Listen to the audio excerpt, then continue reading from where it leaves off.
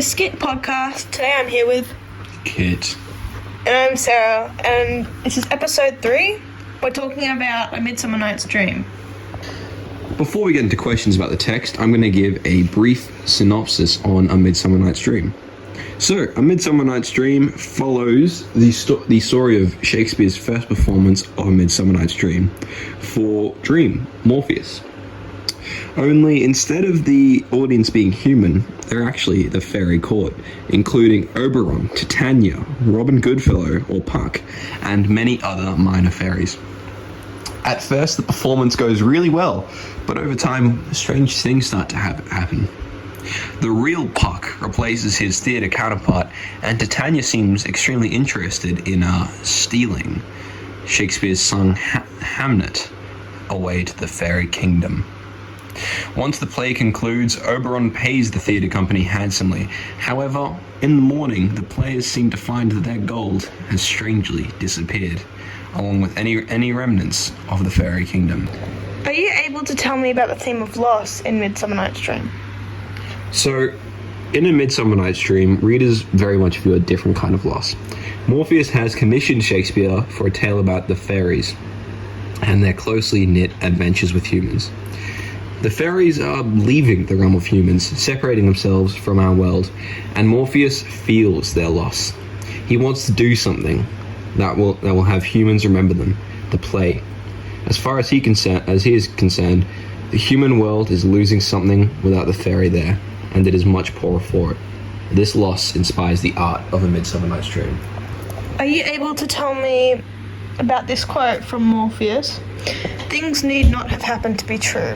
Tales and dreams are the shadow truths that will endure when mere facts are dust and ashes and forgot.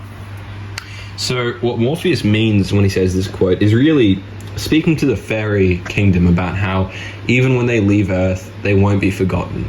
They will live on through the stories, the tales, and the shadow truths that will endure long after they leave. And this is ultimately the purpose of A Midsummer Night's Dream, to help humans remember the awe and power of the fairies. Are you able to tell me about the mythology in A Midsummer Night's Dream? So, the main mythology in A Midsummer Night's Dream focuses on the character of Oberon and Titania. So, Oberon is the king of fairies in medieval and Renaissance literature. The first appearance of the name Oberon occurs in 13th century French poems, in particular, Les Procès et Frites du Noble Juan de Bordeaux.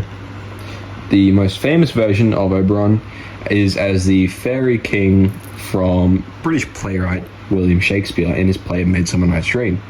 In the play, Oberon and Titania, his queen, fight over the position of an Indian child. In Sandman, Oberon is the Lord of Fairy, husband to Titania, who appears with her in the dream country to observe Shakespeare's first performance of the play. Titania is the Queen of Fairies, though she did not receive this name until Shakespeare's A Midsummer Night's Dream.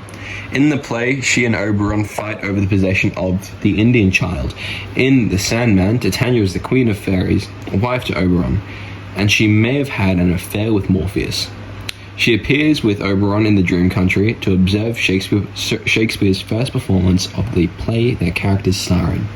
She also seems to have a very vivid fascination with Hamnet, who could be an allegory to the Indian boy talked about in the play. Can you talk more about the literature in A Midsummer Night's Dream? So, Neil Gaiman incorporates Shakespeare's A Midsummer Night's Dream in this volume. It is a comedy that details the events surrounding the upcoming marriage of Theseus to Hippolyta, and the king and queen of fairies in a fight over an Indian boy, and 4 Athenians chasing each other through the woods, while 6 amateur actors release a play. Through a series of tricks and mistakes, the young lovers are coupled off, the Indian boy belongs to the fairy king, and the king and queen are reunited. Gaiman makes Shakespeare a character in The Sandman, who has made a deal with Morpheus for inspiration at the cost of 2 plays, A Midsummer Night's Dream being the first of these 2 plays, and Morpheus is owed a performance for this.